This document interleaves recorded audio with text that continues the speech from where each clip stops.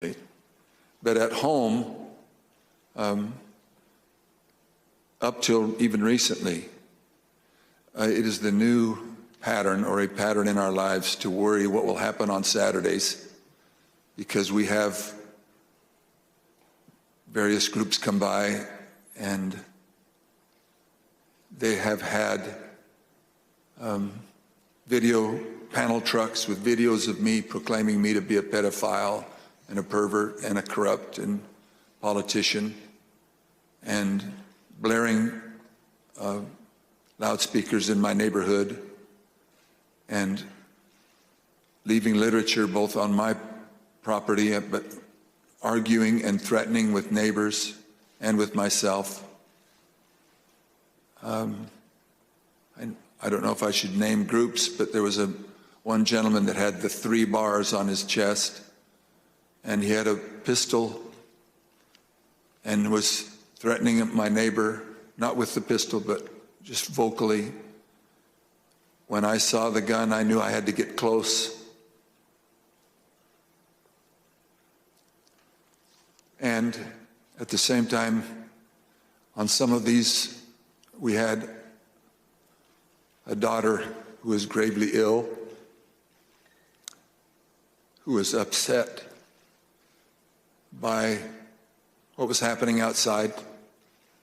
And my wife, that was a valiant person, very, very strong, quiet, very strong woman.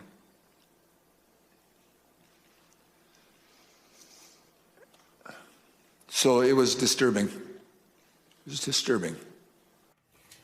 Rusty Bowers' daughter, Casey Bowers, died of her longtime illness on January 28th, 2021, just weeks after the attack on the Capitol.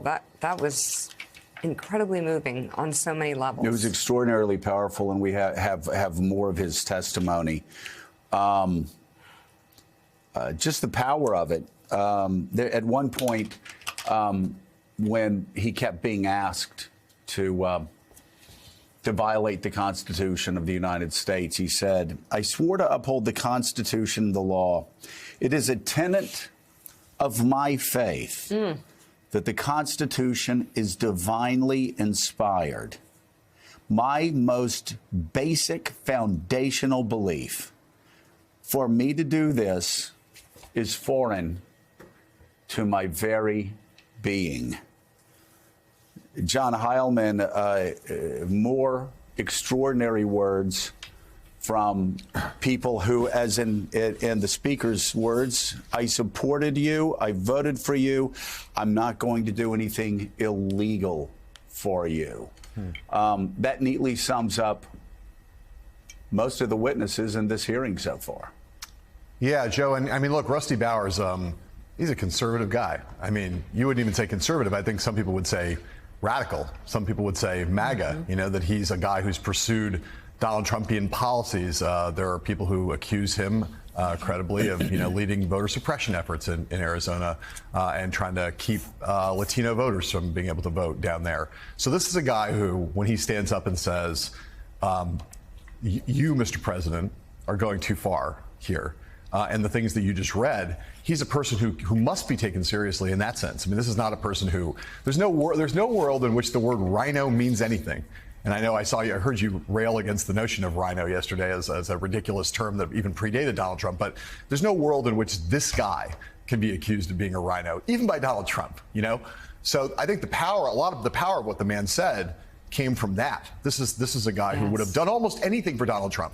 But in this case, what he was asking him to do, pressuring him to do, was so clearly and flagrantly unconstitutional and illegal that the limits of this man's loyalty to Donald Trump were finally hit. And that tells you just how outrageous this scheme was. And I will say, you know, these hearings have all been compelling, but this was the subject about which I think a lot of us knew the least. What was going on in the state capitals in this period in a coordinated way on this fake elector issue. It was a thing that really was it kind of obscured and in the dark. So much of our focus always is on what happens in Washington, and rightly so in this case. But man, a lot of new information yesterday about the extent and the appallingness of what went on on this front. Yeah, and George, yesterday, Fox News actually carried this hearing. A Fox News host came out and talked about how compelling the evidence was against Donald Trump.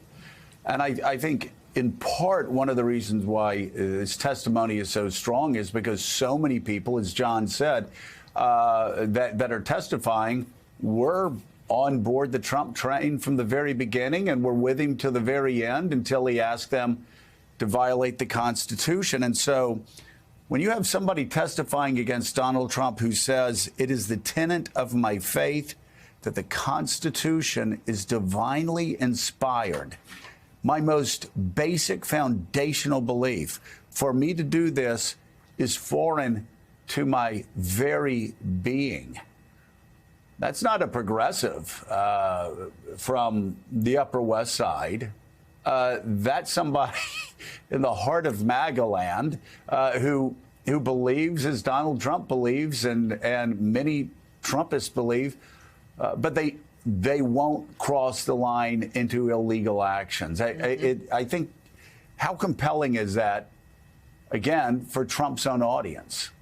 It is incredibly compelling, and it highlights the inherent tension that has existed in MAGA land for the last 6 years, which is you have some people who are very deeply value-driven people, deeply religious people who somehow, fell into following along with Donald Trump, either projecting positive qualities on it or deceiving themselves. Here, this man recognized that what Donald Trump was asking him to do was outright fraud.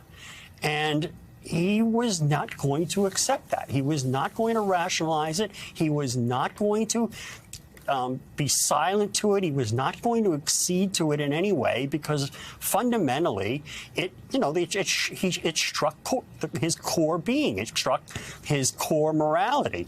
And I hope that this resonates with more Republicans who profess, who go to church every week and tell their children to be honest and to tell the truth and to do the right thing. And that's not what Donald Trump is all about. He's the opposite. Yeah.